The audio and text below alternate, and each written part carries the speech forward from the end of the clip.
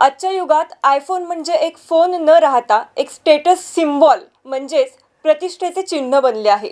म्हणूनच तर आज अनेक जण खास करून तरुण पिढी आयफोन खरेदी करत असतात.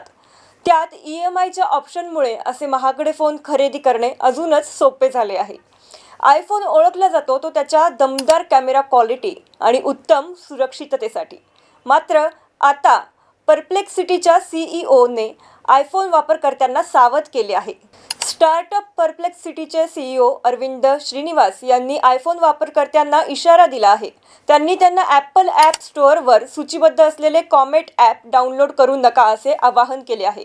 त्यांनी सांगितले की सध्या ॲप स्टोअरवर सूचीबद्ध असलेले ॲप बनावट आणि स्पॅम आहे. ते कोणत्याही प्रकारे परप्लेक्सिटीशी जोडलेले नाही. कंपनीने काही दिवसांपूर्वीच कॉमेट ब्राउझर लॉन्च केला होता. मात्र ते अद्याप आयफोन वापरकर्त्यांसाठी रोल आउट केलेले नाही.